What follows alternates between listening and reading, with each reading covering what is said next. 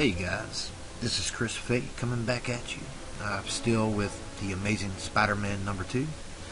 And as promised, I told you that as soon as I found something interesting that I would bring it to your attention here. And basically what I'm on now is that first mission where you have to rescue the guy from the burning building, and you have what's called a scale timer.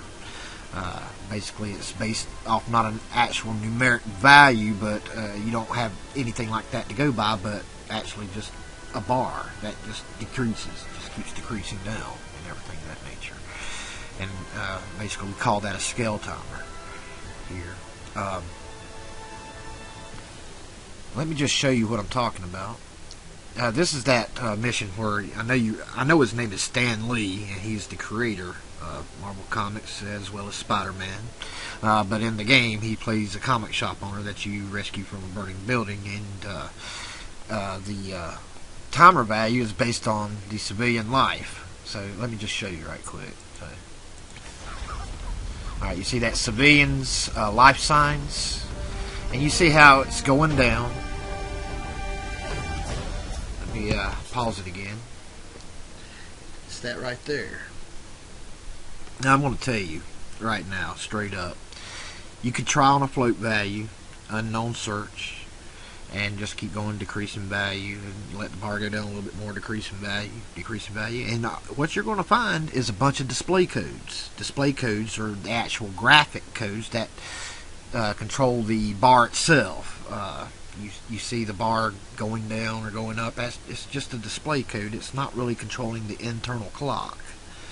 So you can do that on double and even all unknown value searches, decreasing value, nothing. You get nothing. You'll just get a bunch of display codes. You'll say, well, I see the bar being manipulated, but it's still counting down. I don't get it, And for the longest time, that just eluded me. I said, man, I can't believe I cannot find this value.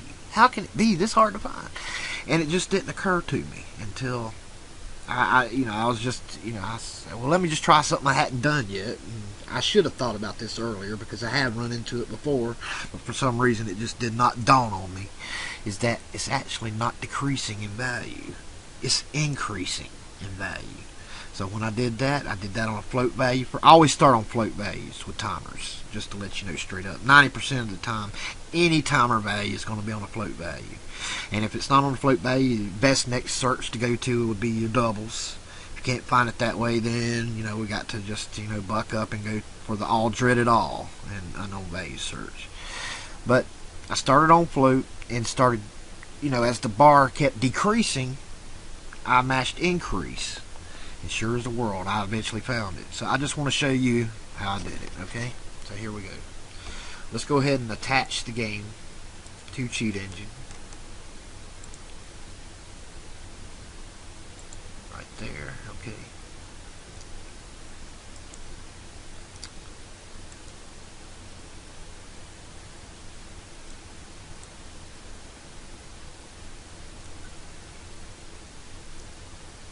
Let me get rid of these right quick because I want to clear a list. I don't want to confuse anybody. So let me just clear that list here. Those are a lot of the codes I've already started finding in this game. So I've been messing around with it.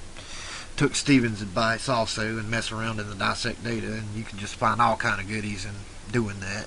So thank you, Steven. I appreciate that. So let's go ahead and get started here. And like I say, it's my personal preference. It's not necessarily the best way, but most of the time you are going to find your timer value on a float. About 90% of the time. So we're going to go ahead and start with floats and an unknown because we don't know the value. And the bar's already started counting down, as you see. So we're just going to have to do a first initial scan, but I want to do it off this screen, okay? So we're going to take the scan as it's going. Oh, sorry. That was my bad too. I forgot to do something. Let's do a new one, and I forgot to do something. I don't even see it. Let me just bring up a new Cheat Engine. I think let me attach the game to Cheat Engine again. Forgot all about this.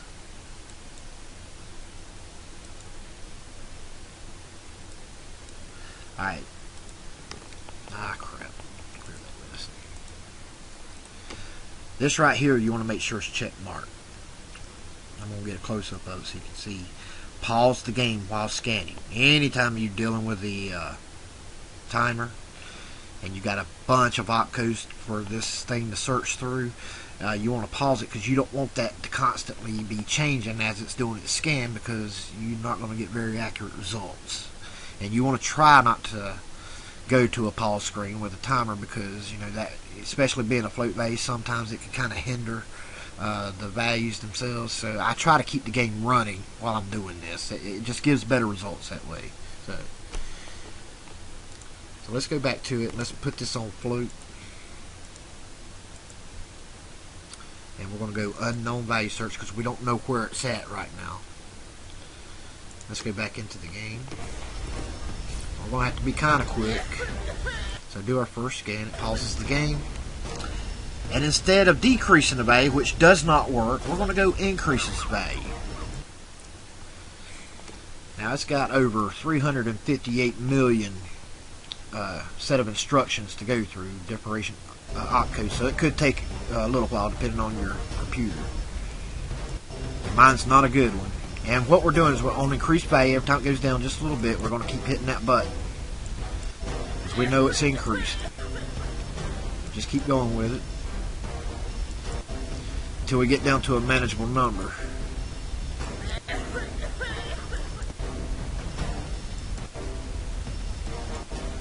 You see, that's all I'm doing. It's just continuing to count, and I keep mashing it.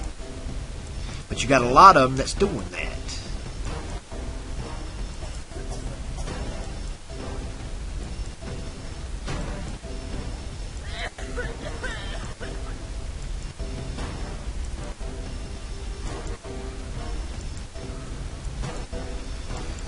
Slowly but surely, we're getting there.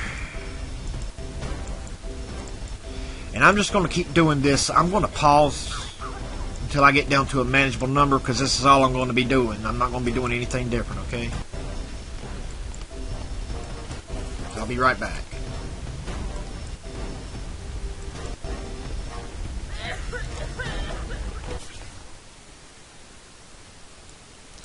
Okay, as you see, we still got about 3,077 here, so that's still way too many just to go test them individually. We're about out of time, and basically what we want to do is we just want to get some random ones and just try them out.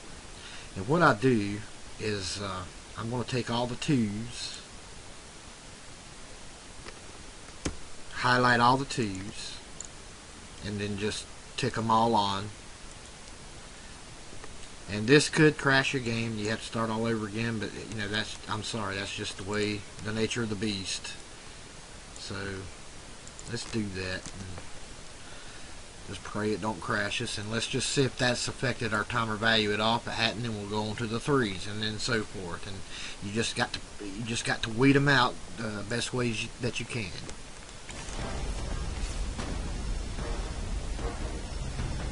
Okay, look at this. Our timer value is frozen.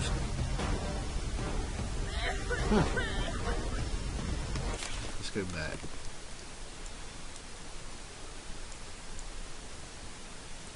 Well, that worked better than I thought.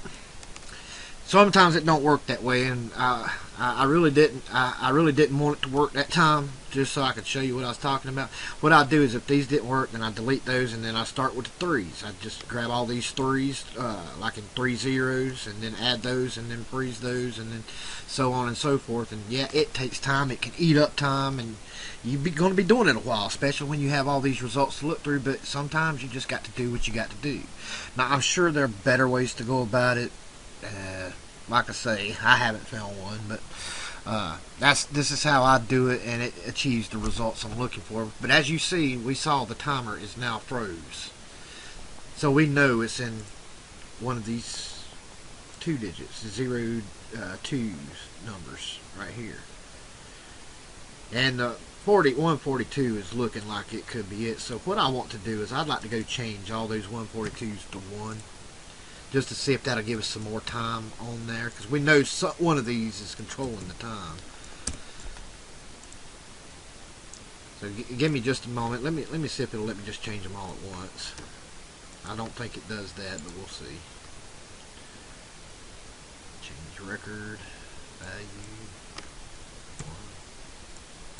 Oh, good, it did. All right, there we go.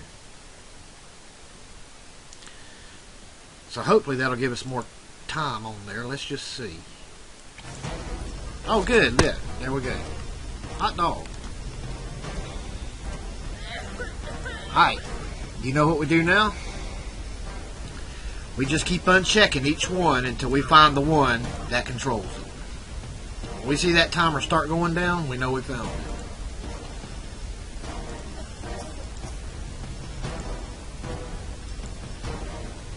Oh, still frozen.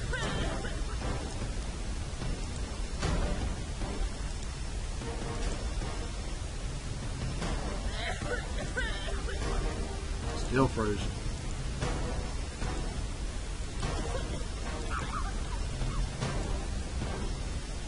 No, we ain't got many more. Well, one of them's got to be it. Watch it be the very top one, and I start at the bottom. That's usually the way it goes with me.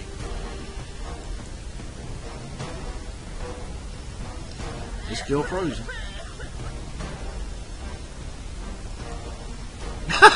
It's the very top one. Look at that. What'd I tell you? Is that not my luck or what? Let me see. I mean, just untick it and see what happens.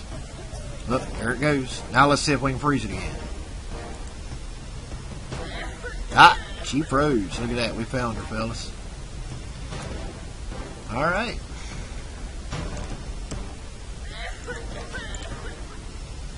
So we're going to delete that record. Okay. And we found her. And now we know that that bar is based off of 0. Not 10 or anything. So if we put it to 0, yep, build it all the way back up. That thing's completely frozen. It looks like we do have infinite time. And what you really want to do is kind of sit around for a little bit, enough to allow the timer in normal value to go all the way down. Or you could uncheck it until it gets all the way down and then kick it back on before it reaches that time. But for the purposes of time, we're going to bypass that step and see if we can get a stable code to use. Now, let me take this back down to 0. And that'll bring the bar full up. Now, this is not a static address because it wasn't in the green like our help value was. The static address, by the way, I did confirm that it is reusable, so you can load that same exact address up every single time you play. That's your help. Boom, you got it. No pointers, no nothing. You can just use that and you're good to go with it. Infinite health. This one, however, is a dynamic address. That means it has pointers. That means there is a static address that is controlling it. So you could go in there and do pointers all you want to. However, with the timer value, sometimes it's better if we just go into the disassembler and just knock it out, nullify that subtraction. And that's what we want to do. And I'm going to see if I can find it. And usually, being a float value, you could usually get two or three different locations. So I just want to check it and see what's actually writing to it. So let's do that. And we right click on it, find out what writes to this address. Click yes. And that'll bring up the debugger screen. And we're just going to go ahead and start the game back up. We're going to go ahead and unfreeze that so it'll tick off. And go back into the game where it starts counting down again. Or counting up in this case. Alright, that's good enough. Yeah, and we got two different codes in here. And I want to take a look at both of these, okay?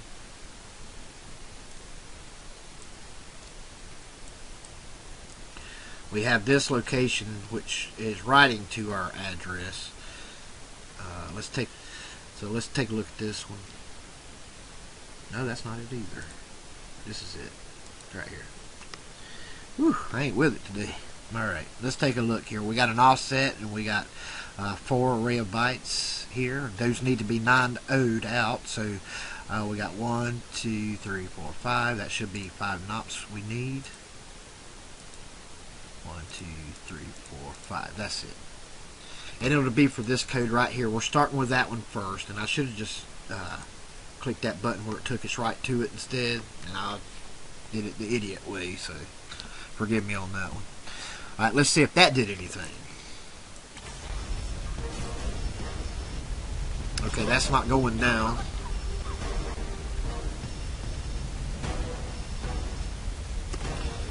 Let me go back here and see if I can. And you see here, that's not counting down either. We have this code to go by. It's not counting down at all. Or counting up, I should say. Put it back on 0. And it's not frozen. I don't have an X in the box, so that's actually controlling how this operates. So we know we found the right one. Okay, good. That's all we need to do, because now all we can do is just write a simple little script. We know we need 5 knops there, so let's restore with the original code. Let's go up here to Tools, Auto Assemble. We're going to click on Template, Cheat Table, Framework Code, which adds the Enable and Disable.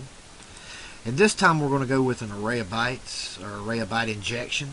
And what it does, it looks for those array of bytes that I was showing you here in the disassembler. The very ones we're knocking out. But it's also used to locate this particular set of instructions at these bytes offsets. And Cheat Engine has a really good functionality in it where it finds a unique signature for you, and if it don't find it, you can go and do it manually yourself. And Sneaky Mofo has a great lesson on array of bytes if you're interested in learning more about that. I'm not going to get into it. It's a pretty complicated subject, but he's got a great lesson on that if you want to check it out.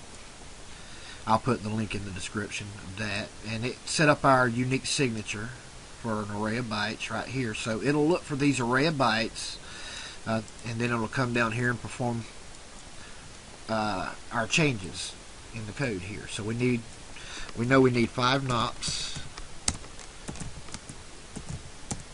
4 and 5, and we're just going to go ahead and assign that to the current cheat table like that. And we're done with this. We're done with this. We don't need that anymore. And let's just go ahead and tick our, let me label that right quick. We're going to say infinite mission scale timer. How's that? Scale timer is a bar value. Alright. And we're going to tick that on. And let's just go back to one. There we go. Very good.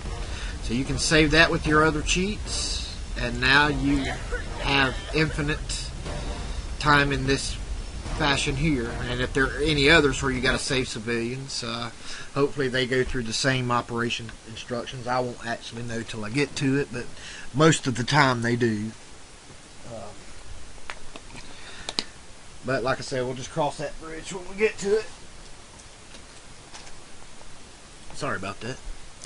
But that's pretty much it for right now. I just wanted to show that to you, and I thought this would be a good one. It's an extremely hard value to find, especially when it's hard enough if it's a timer. When you have the numbers, it's even it's even harder when all you have is a bar, and it's actually looking like it's going down in value.